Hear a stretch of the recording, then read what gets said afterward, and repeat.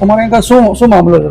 એટલે હું વાસ્મોમાં છું, નોકરી કરું છું 5 વર્ષથી, 2004 વર્ષથી 2021થી. અને મારે ત્યાં એવું થયું છે કે આરટીજીએસ થયા છે બધા અલગ અલગ ખાતામાં. તો એનું સોલ્યુશન માટે હું પોલીસ સ્ટેશને ગયો હતો મારાથી, અને સાહેબ જોડે વાત કરી અને મેં એનું સોલ્યુશન શું આવે એના માટે અમે ત્યાં ડિસ્કસ કર્યું હતું. અને એનું જે ભૂલચૂક થઈ છે ત્યાંમાં એનું શું પરિસ્થિતિ થાય એના માટે અમે ત્યાં પોલીસ સ્ટેશને બેસીને બધી ચર્ચા કરી હતી.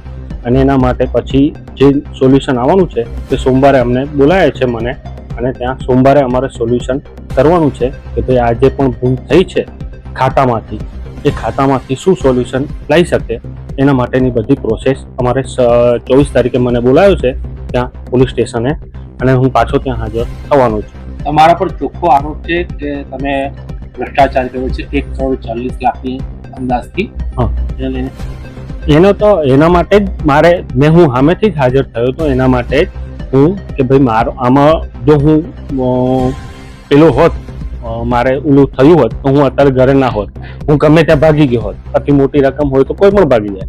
પણ જે પણ થયું છે મેં સોલ્યુશન હું સામેથી હાજર થયો હતો પોલીસ સ્ટેશને, મને કીધું હતું એ સમયે.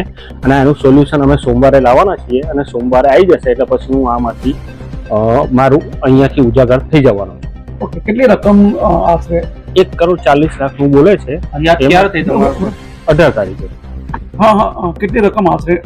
1,30,00,000 જેવી છે.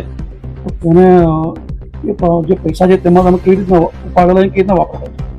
એ તો આરટીજીએસ થી જ થયેલું છે બધું લીગલી. અને મેં સામે પોલીસ સ્ટેશનમાં કીધું છે કે મારું સ્ટેટમેન્ટ પણ કઢાઈ લો, અને એમાં શું છે પ્રોસેસ એ આપણે જોઈ લઈએ જોડે બેસીને કેવી રીતના થયું છે. મેં સામેથી જ લેખિતમાં આપી છે. જે પણ રકમ ભરી હતી તમારે પરત કરી દીધી? મેં ઓલરેડી કીધેલું જ છે પહેલાથી લેખિતમાં કે આ મારી જવાબદારી છે ને હું પરત કરી દઈશ. પણ હવે મેં સામેથી જ કીધું હતું કે જો આવું હોય તો એકવાર આપણે કમ્પ્લેન પોલીસ સ્ટેશનમાં કરીને હું હાજર થઈ ગયું, ને અમે હાજર થઈ ગયું.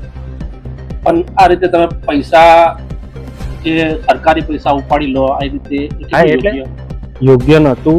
મારી વાત થયેલી જ હતી જે તે સમયે સાહેબ જોડે પણ અને પેલા જોડે, કે મારું થોડું મગજ જે તે ટાઈમે સ્થિર નહોતું અને મારાથી ભૂલ થઈ ગઈ. અને મેં સામેથી જ કીધું કે સાહેબ આવી ભૂલ થયેલી છે મારાથી, અને મેં તરત જ એનો નિવેડો શું આવે એના માટેનું અમે સોલ્યુશન તરત શોધતા હતા, અને અમે આ જાતે જ પછી મેં કરાવ્યું છે. શું નામ તમારું? તિમિર હસમુખભાઈ પટેલ.